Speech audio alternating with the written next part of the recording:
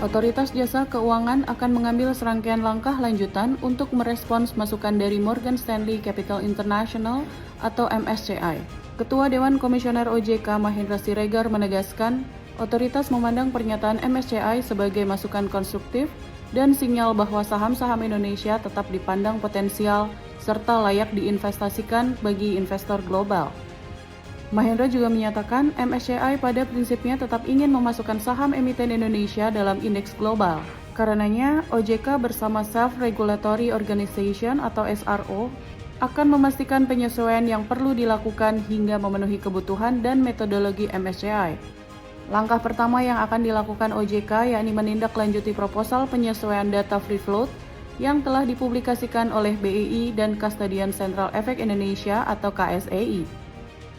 Penyesuaian tersebut antara lain mengecualikan investor dalam kategori korporasi dan others dalam perhitungan free float serta mempublikasikan kepemilikan saham di atas dan di bawah 5% untuk setiap kategori investor. OJK juga berkomitmen memenuhi permintaan tambahan MSCI terkait penyediaan informasi kepemilikan saham di bawah 5% yang disertai kategori investor dan struktur kepemilikannya. Selanjutnya, SRO akan menerbitkan aturan mengenai free float minimum sebesar 15% dalam waktu dekat dengan prinsip transparansi yang kuat. Dengan sejumlah langkah tersebut, OJK menargetkan penguatan transparansi kepemilikan saham dan kepastian metodologi free float, sekaligus menjaga daya tarik pasar modal Indonesia di mata investor internasional.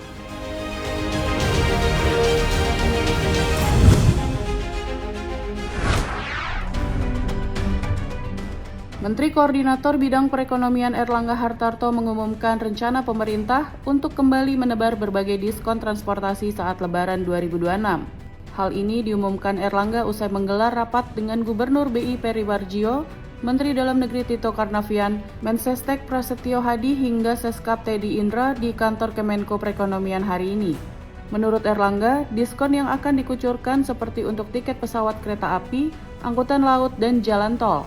Erlangga juga mengatakan telah menyiapkan program bantuan sosial yang akan ditebar selama periode Ramadan dan Idul Fitri tahun ini. Seluruh upaya itu diberikan untuk mengendalikan tekanan harga yang biasanya naik selama periode Hari Raya Keagamaan.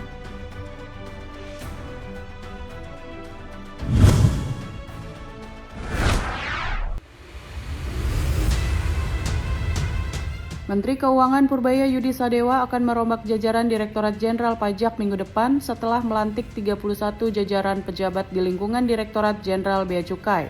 Perombakan di kedua instansi ini merupakan upaya dalam memperbaiki kinerja penerimaan pajak sehingga fondasi fiskal tetap terjaga. Purbaya juga mengatakan dana yang diperoleh dari perbaikan tersebut akan dimanfaatkan untuk mendorong dan membangun pertumbuhan ekonomi.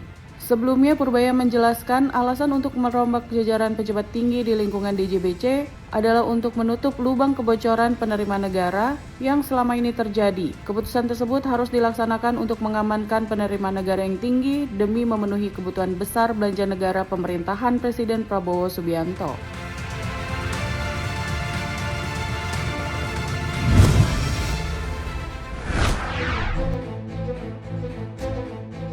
Pemerintah mengakui industri penerbangan nasional masih berada dalam tekanan berat.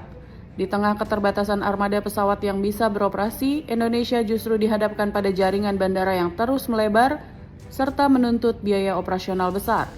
Direktorat Jenderal Perhubungan Udara Kementerian Perhubungan Lukman F. Laisa menyampaikan, hingga saat ini jumlah bandara di Indonesia telah mencapai ratusan dan masih akan terus bertambah. Hal ini pun menjadi tantangan tersendiri bagi maskapai nasional yang dituntut melayani jaringan penerbangan sangat luas, sementara di sisi lain menghadapi keterbatasan sumber daya, khususnya jumlah armada pesawat. Di saat yang sama, kondisi industri penerbangan nasional juga belum sepenuhnya pulih pasca pandemi secara keseluruhan. Jumlah penumpang baru mencapai sekitar 88% dibandingkan kondisi tahun 2019, dengan penerbangan domestik yang pemulihannya masih tertinggal. Tekanan dari berbagai faktor tersebut membuat penyesuaian harga tiket pesawat menjadi tidak mudah dilakukan, sehingga tarif penerbangan saat ini masih relatif tinggi.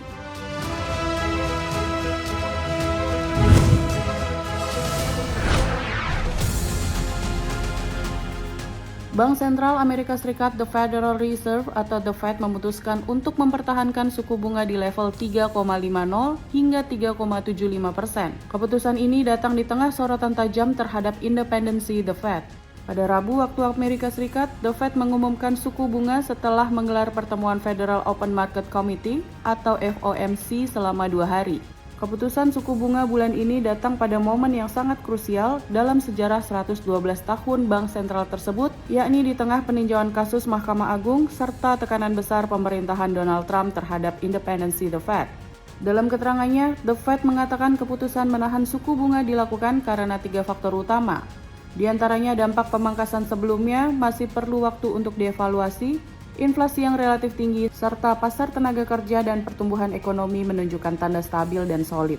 Dengan latar ekonomi yang menguat namun tekanan harga belum sepenuhnya reda, The Fed memilih berhenti sejenak dan mengevaluasi efek dari 3 kali pemangkasan suku bunga sebelumnya.